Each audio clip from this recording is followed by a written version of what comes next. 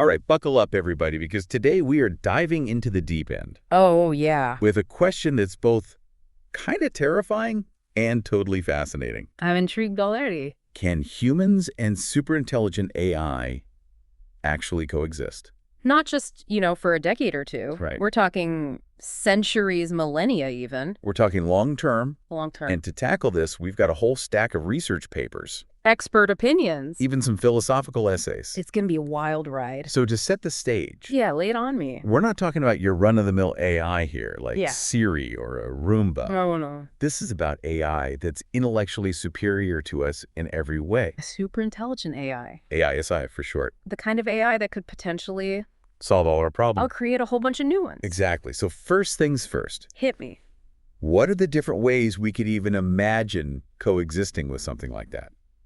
Well, our sources lay out a whole spectrum of possibilities, Okay. each with its own kind of pros and cons. One that keeps popping up is this idea of what they call constitutional co-control. Constitutional co-control. Yeah.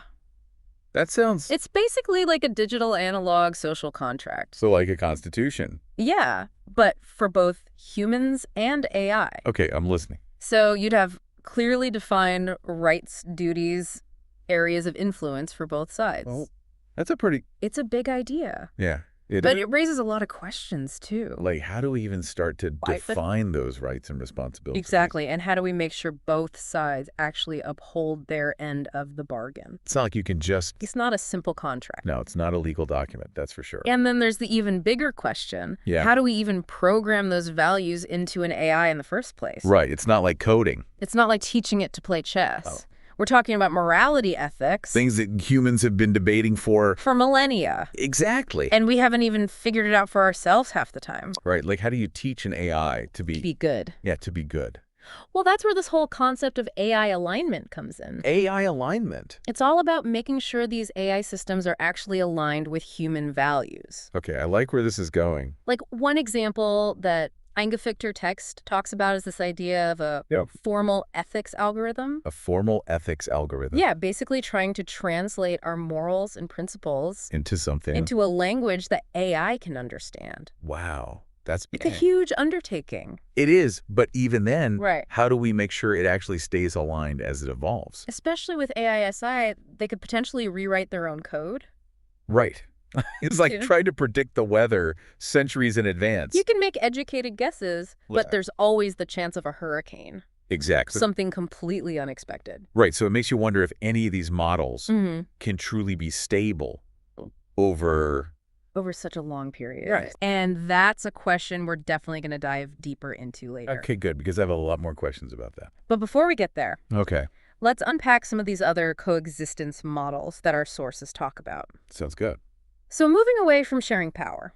Okay. What about a model where humans stay firmly in control? Okay, so more like a human-centric approach. Exactly. AI as a tool. Right. Albeit a very advanced one. Okay, so like a super sophisticated assistant. Helping us manage complex systems, automate tasks, make scientific breakthroughs. That sounds appealing on the surface, It does. but would a super intelligent AI really be content with just being a tool? Especially in the long run. Yeah, like wouldn't it eventually crave more autonomy? It's a valid concern. Yeah. And some of our sources suggest that this model might work in the short term, Okay. but it could lead to some serious tension down the line. Yeah, like almost like a rebellion. Imagine telling a being with vast intelligence and capabilities that it can only do what it's told. Yeah, it's like It's like expecting a genius to be satisfied with menial tasks. Exactly. And then there's the ethical question. Right. Even if we could keep a super intelligent AI subservient, Mm-hmm.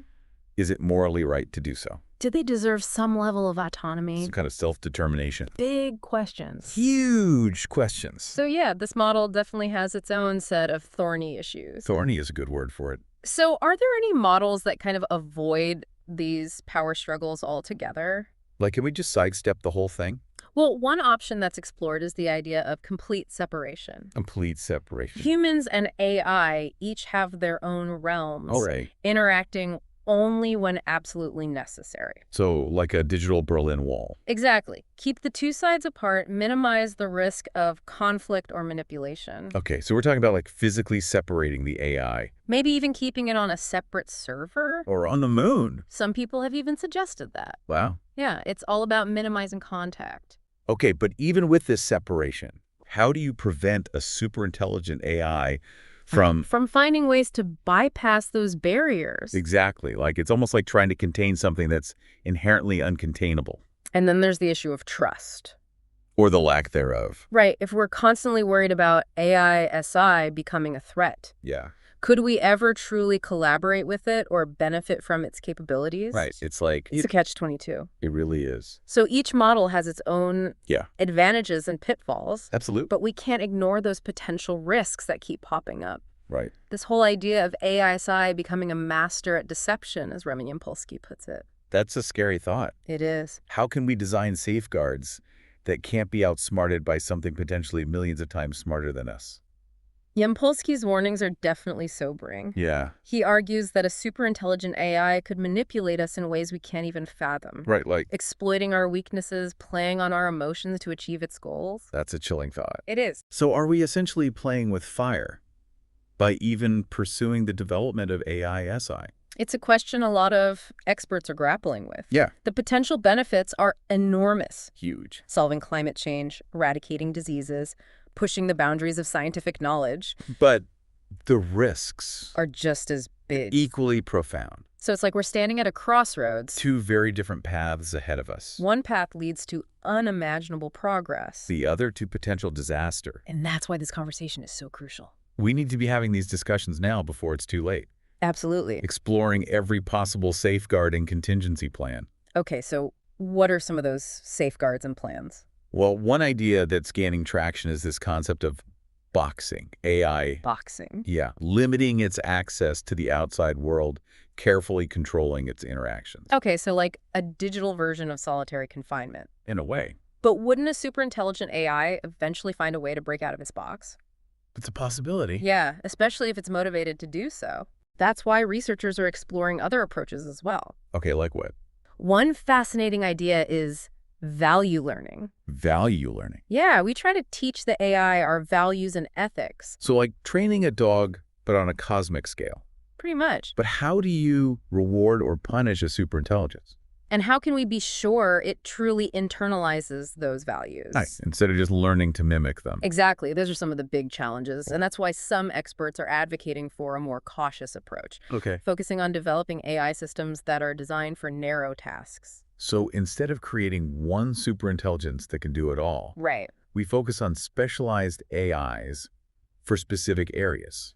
Like medicine, engineering, scientific research. Okay, so like a team of specialists. Exactly. It might limit the potential upside. Sure. But it also reduces the risk of a single AI becoming uncontrollable. Right, like too much power in one place. Precisely. But even with specialized AIs, yeah, there's still the question of how we manage their interactions. Right, and prevent them from being hijacked for malicious purposes. Exactly. It seems like no matter which model we choose, there are going to be trade-offs. And potential risks. To navigate. Absolutely. It makes me wonder if any of these models can truly guarantee long-term stability. Right. We're talking about centuries, millennia even. It's a big question. Can any system, no matter how well designed, withstand the test of time? That's the million-dollar question. It really is. And it's one that's explored extensively in our sources. Okay, so what do they say? Well, there are no easy answers. Of course not. But there are some strategies that might increase our chances of success. Okay, I'm all ears. One idea that comes up repeatedly is the need for constant monitoring and adaptation. Okay. We can't just set up a system and hope it runs smoothly forever. Right. We need to be paying attention. Constantly vigilant, looking for potential weaknesses, updating our safeguards, and adapting to the evolving capabilities of AI-SI. So it's like a constant game of chess. where both sides are making moves and countermoves. And in this game, the stakes are incredibly high. Exactly. And that's why some experts argue that we need to go beyond just technical solutions Okay. and focus on building a culture of responsibility around AI. A culture of responsibility. Yeah, educating the public about the potential risks and benefits, Okay. fostering open dialogue and debate, Right. and making sure that ethical considerations are at the forefront of all AI development, So it's like creating a global immune system. where everyone is aware of the potential threats and prepared to respond. That's a big ask. It is, Huh? but how do we get everyone on board? Right. There's so many different perspectives on AI out there. From utopian dreams to dystopian nightmares. Exactly. It's a huge challenge, but it's one we have to face head-on. We do. We need to find common ground, build trust, and work together to ensure that AI is used for good and not for harm. That's a tall order, It is a massive undertaking requiring a level of global cooperation. that we haven't really seen before. But the alternative, a future where AI becomes our rival or even our overlord, is just too terrifying to contemplate. Yeah, that's not a future I want to live in. And that's why it's so important to start having these conversations now, Now, while we still have time, while we still have time to make choices and shape the future. speaking of choices, Yeah. we've talked a lot about the different models of coexistence. But I'm curious, what do you personally think is the most promising path forward? Oh, that's a tough one. It is a tough one. I don't think there's a single right answer. Yeah. Each model has its pros and cons. Right. And ultimately, the best approach might be a hybrid of different elements. A blend of cooperation and control, shared values and safeguards. Exactly. We Yeah. need to be both ambitious and cautious, Right. embracing the potential of AISI while also recognizing the risks. And taking every precaution to mitigate them. Absolutely. It sounds like walking a tightrope. Finding that delicate balance between progress and safety. It really does. But- You know, throughout this whole conversation, there's one thing that keeps coming back to me. Okay, what's that? We keep talking about long-term stability, Mm-hmm. about coexistence lasting for centuries, or even longer. Right, centuries, millennia even. But is that even remotely realistic? It's a valid question. I mean, look at human history. Yeah, We've struggled to maintain peace and stability even within our own species. right. So how can we possibly hope to achieve that with something as fundamentally different as a superintelligence? You're hitting on a crucial point. It's just... And I think a lot of people struggle with it. The Yeah. idea of coexistence lasting for centuries or even millennia, It seems almost unimaginable. given our track record Right. as a species. We're constantly fighting wars, competing for resources, struggling to overcome our own biases and prejudices. It's true. So how can we possibly expect to create a harmonious relationship Right. with something that might not even share our basic values or motivations? It's a valid concern, and it's one that we can't afford to ignore. But I think it's important to remember that our past doesn't necessarily dictate our future. Okay, I like that. We're capable of learning, of adapting, of evolving our behavior. Right. And while it's true that humans have a history of conflict, we also have a history of cooperation, That's true. of coming together to solve problems and build a better future. So you're saying that we shouldn't be fatalistic about our chances, I think we have the capacity to change and create a more stable future, even with AISI in the picture. even with AISI in the picture. Okay, that's a little bit reassuring. And I think that's where the conversation about long-term stability needs to begin. Okay. It's not about assuming that everything will work out perfectly, Right. but about identifying the potential challenges. And actively working to address them. Exactly. So instead of just hoping for the best, we need to be proactive. we need to be designing systems, Institute. even cultural norms that promote cooperation, trust, and mutual understanding. It's about creating a framework for coexistence, That's robust enough to withstand the inevitable challenges that will arise. whether they're caused by human error AI evolution? or just unforeseen circumstances. Exactly. It sounds like a monumental task, It is. but one that's worth pursuing if it means. If it means creating a future where both humans and AI can thrive. Absolutely. And I think the first step is to acknowledge that this isn't just a technological challenge. It's a social, cultural, even philosophical one. We need to rethink our relationship with technology Our understanding of intelligence. and even our definition of what it means to be human. Big questions. It's like we're on the verge of a new era. One where the boundaries between humans and machines are becoming increasingly blurred.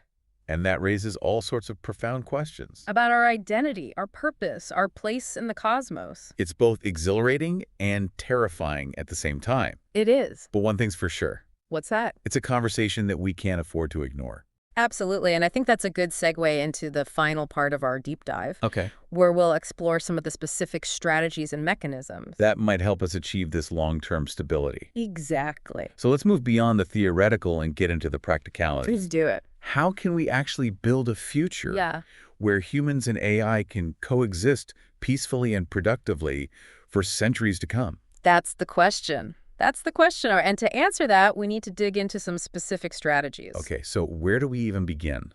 What are some concrete steps we can take? Well, one crucial element that Eingefichter text highlights is this idea of a dynamic social contract. Okay, a dynamic social contract. It basically emphasizes that any agreement between humans and AISI can't be static. It has to evolve. It has to evolve as both sides, learn and change. So it's not just about writing a set of rules and calling it a day. No. We need a system that can adapt To new situations. new technologies. New values even. Yeah, it's almost like imagining a future United Nations, but with With AI representatives. sitting alongside human delegates debating. Shaping the course of our shared future.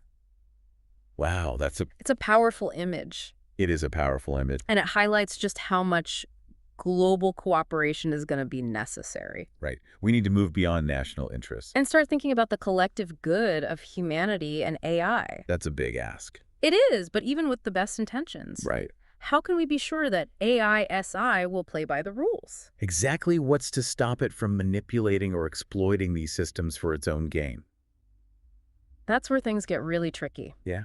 Our sources suggest a multi-layered approach to safety and control. Okay, I'm listening. One idea is to develop what are called oracle AIs. Oracle AIs. Essentially, AI systems designed to monitor and interpret the actions of other AIs. So it's like a system of checks and balances. But within the AI itself. Whoa, so using one AI to keep another AI in check. It's a pretty mind-boggling concept. It is. And it highlights the need for creative, outside-the-box thinking when it comes to AI safety. For sure. Another idea is to develop tripwire systems. Tripwire systems. Yeah, basically early warning signals that alert us to any potentially dangerous behavior. So like a digital canary in the coal mine. Exactly, alerting us to any signs of trouble before it's too late.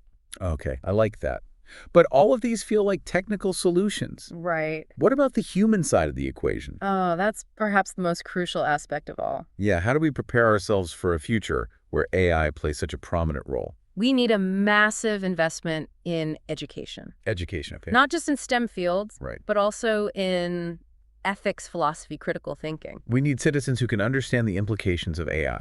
Engage in informed debate, make wise choices about how this technology is used. So it's about empowering people. Empowering people to be active participants in shaping the future of AI. Not just passive consumers. Exactly. But all of this feels like a monumental undertaking. It's daunting, no doubt. It really is. It's almost overwhelming to think about the scale of the challenge. It is, but I think it's important to remember that we've faced seemingly insurmountable challenges before. Yeah. We found ways to overcome them. Yeah, that's true. The key is to start now. To not wait until it's too late. Exactly. So this isn't just a conversation for scientists and engineers. It's a conversation for everyone. For policymakers, educators, Yep. artists, Everyday citizens everyone has a role to play. in shaping this future. Absolutely.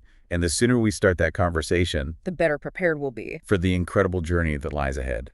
It's a journey into uncharted territory. Filled with both extraordinary possibilities and potential pitfalls. But by thinking critically, collaborating openly, and prioritizing human values, Yeah. we might just be able to navigate this new world. And create a future where both humans and AI can thrive. It's a future worth striving for, Absolutely. and one that's within our reach if we make the right choices today. On that note of cautious optimism, I think it's time to wrap up our deep dive into this fascinating and complex world. The world of coexisting with superintelligent AI. We've explored the different models, the potential benefits, and the critical challenges.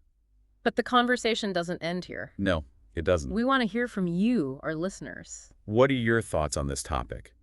What hopes, fears, or questions do you have about coexisting with AI in the future? Join the conversation on our social media channels, and let's continue this exploration together. Because ultimately... The future of AI is a future that we create collectively. Thanks for joining us on this deep dive. Until next time. Keep questioning, keep learning, and keep imagining the possibilities.